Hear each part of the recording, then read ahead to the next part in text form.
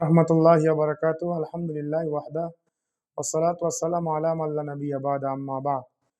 সম্মানিত দর্শক ও শ্রোতা মণ্ডলী, আমি আপনাদের সামনে যে বিষয়টি উপস্থাপন করব সেটি হচ্ছে হাদিসে আরবাঈন থেকে ধারাবাহিকভাবে হাদিস নিয়ে আলোচনা করব ইনশাআল্লাহ। তো এই হাদিসে আরবাঈন এর মূল লেখক ইমাম ইয়াহইয়া বিন শারফুদ্দিন আন-নাদভী রাহিমাহুল্লাহ, যেখানে তিনি বেশ কিছু মুসলিম জাতির জন্য তার জীবনে করণীয় এবং বর্জনীয় এবং গুরুত্বপূর্ণ হাদিস সংকলন করেছেন। তো আসুন আমরা দেখে নেই। আজকে আমরা প্রথম হাদিস নিয়ে আলোচনা করব, যে হাদিসের তিনি অধ্যায় বেঁধেছেন আল হাদিসুল আউয়াল। প্রথম হাদিস, ইন্নামাল আমালু বিন্নিয়াত, নিশ্চয় সকল কাজই নিয়তের উপর নির্ভরশীল। এর মর্মে হাদিস নিয়ে আসছেন আন আমিরুল মুমিনিনা আবি হাফস ওমর ইবনে খাত্তাব রাদিয়াল্লাহু আনহু ক্বালা, ওমর ইবনে আবি খাত্তাব রাদিয়াল্লাহু বর্ণিত, তিনি বলেন, সামিতু রাসূলুল্লাহ সাল্লাল্লাহু আলাইহি ওয়াসাল্লাম, আমি আল্লাহ সাল্লাল্লাহু আলাইহি ওয়াসাল্লামকে বলতে শুনেছি, ইয়াকুল, তিনি বলেন, ইন্নামাল আমালু বিন্নিয়াত, নিশ্চয় সকল কাজ নিয়তের উপর নির্ভরশীল। ওয়া ইন্নামা লিকুল্লি ইমরি মা নাওয়া, সুতরাং মানুষ যেই কাজগুলো করে এই প্রত্যেক কাজগুলোই তার নিয়তের উপর নির্ভর করে।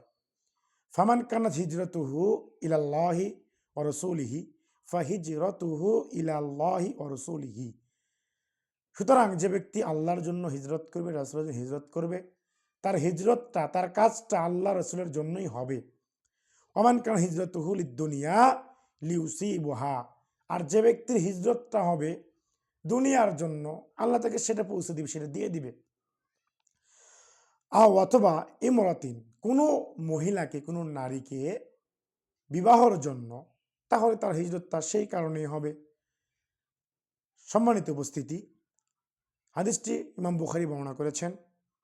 তো আমরা হাদিস থেকে বুঝতে পারি, জানতে পারি, এক নম্বর শিক্ষা, যেটা নিয়ত, যেই নিয়তটা আপনার এবং আমার জন্য, প্রত্যেকটা মুসলিম জাতির জন্য নিয়ত একটা অত্যন্ত গুরুত্বপূর্ণ ইবাদত, কারণ নিয়তের উপর নির্ভর করছে আপনার আমার ইবাদত।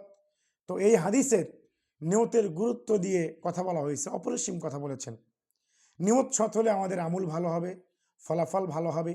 যদি আমাদের নিয়ত ঠিক না হয়, তাহলে আপনার আমার নিয়তটা কি হবে না, ঠিক হবে না, সঠিক মানে কাজ ঠিক হবে না, ভালো হবে না।